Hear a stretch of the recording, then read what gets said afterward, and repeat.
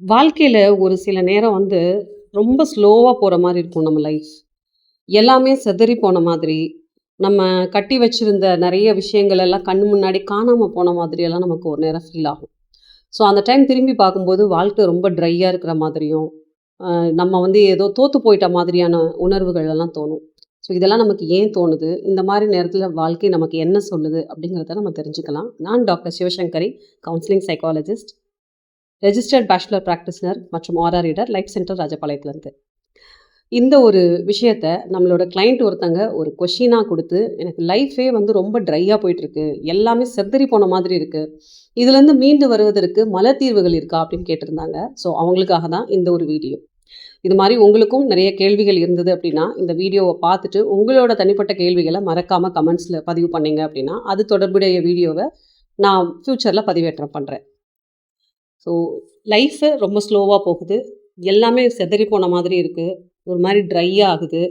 அந்த மாரி சூழல்ல நம்மளோட மனநிலை எப்படி இருக்கும் அப்படின்னா, ஒரு பயம், பதட்டம், ரொம்ப குழப்பம். இதுக்கப்புறம் நம்ம என்ன செய்ய போறோம் அப்படின்னு தெரியாத ஒரு நிலை. ஸோ இதெல்லாம் தான் இருக்கும். முதல்ல இந்த ஒரு மாரி ஸ்டேஜ் நம்ம லைஃப்ல வருது அப்படின்னாலே, நம்ம புரிஞ்சுக்க வேண்டிய ஒரு முக்கியமான ஒரு விஷயம் இருக்கு. நம்ம தோத்து போயிட்டோம், இல்ல நம்ம ஒரு ஃபெயிலியர தழுவிட்டோம்.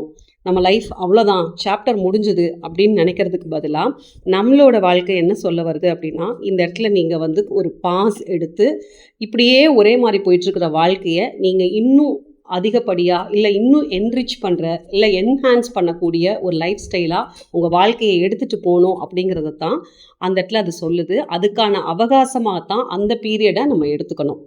ஸோ அதுக்கு உதவக்கூடிய மலத்தீர்வுகள் என்ன அப்படின்னு சொல்லிட்டு நான் ஒண்ணு ஒண்ணா சொல்றேன்.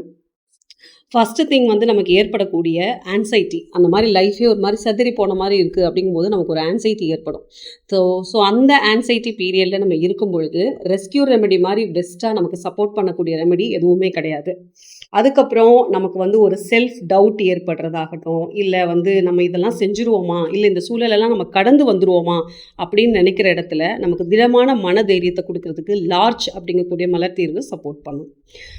ஒருவேளை நம்மளோட பாஸ்ட் லைஃப் ரொம்ப சூப்பரா இருந்துச்சு. இப்ப ஏன் லைஃப் ஒரு மாரி ட்ரையா போயிட்டுருக்குன்னு பாஸ்ட்டோட நம்ம ஒப்பிட்டு அந்த ஒரு நிலைக்கு நம்மளால போக முடியலையேன்னு சொல்லி நீங்க வருத்தப்பட்டுட்டு இருந்தீங்கன்னா, உங்களுக்கு ஹனி சக்கிள் அப்படிங்கக்கூடிய ரெமெடி வந்து ரொம்பவே நல்லா சப்போர்ட் பண்ணும். நம்ம பாஸ்ட் லைஃப்ல இருந்து இப்போ பிரசன்ட்ட நோக்கி நம்மள தகவமைச்சுக்கிறதுக்கு உதவுற மாதிரி இருக்கும். அந்த ஒரு ரெமெடி எடுக்கும்போது.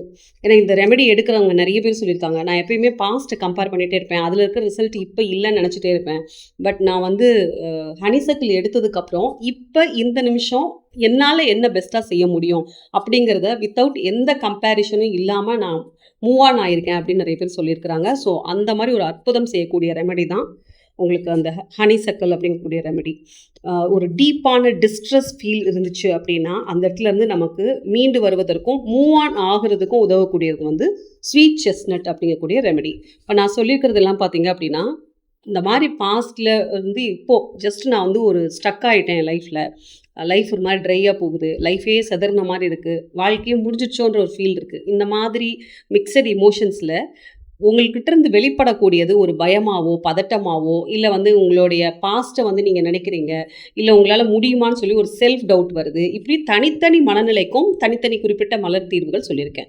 ஸோ இதில உங்களோட மனநிலை எதுவா இருக்கு அப்படிங்கிறதுக்கு ஏத்த மாதிரி நீங்க மலர் தீர்வுகள சூஸ் பண்ணி எடுத்துக்கலாம். இல்ல நான் இப்ப சொன்ன எல்லா மனக்குறிகளுமே உங்களுக்கு இந்த பிரச்சனையில இருக்கு. இந்த சிச்சுவேஷன் நீங்க அப்படித்தான் பார்க்குறீங்க அப்படின்னா, இது எல்லாத்தையும் சேர்த்து ஒரு பிளெண்டா எடுத்துட்டும் நீங்க எடுத்துக்கலாம். ஸோ பிளெண்ட வந்து எப்படி எடுத்துக்கணும் அப்படின்னு சொல்லிட்டு உங்களுக்கு ஸ்க்ரீன்லேயே உங்களுக்கு தெரியுது. ஸோ அதன்படியே நீங்க பின்பற்றி ரெமெடிஸை வந்து நீங்க எடுத்துக்கலாம். உங்களுக்கு எது வேணும், தனிப்பட்ட ஆலோசனை தேவைப்படுது அப்படின்னா, ஸ்க்ரீன்ல தெரியிற எண்ண நீங்க தொடர்பு கொள்ளலாம். உங்களுக்கு என்னென்ன டாபிக்லாம் நான் பேசினா உதவியா இருக்கும் அப்படின்னு நினைக்கிறீங்களோ, அத மறக்காம கமெண்ட்ல பதிவு பண்ணுங்க. அடுத்த ஒரு வீடியோல மீண்டும் நம்ம சந்திப்போம். நன்றி. உங்களுக்கு ஒரு அனௌன்ஸ்மென்ட். நீங்க எல்லாரும் கேட்டுட்டு இருந்த சென்னை டைரக்ட் கன்சல்டேஷன் அப்கமிங் மந்த்லேருந்து இருக்க போகுது. கம்மிங் ஜூன் 2021 2 நாளுமே சென்னையில டைரக்ட் கன்சல்டேஷன் குடுத்துட்ருக்கோம். ஸோ ஒரு நாளைக்கு அப்படின்னு சொல்லிட்டு லிமிட்டடான ஸ்லாட்ஸ் மட்டும் தான் நம்ம வச்சுட்ருக்குறோம்.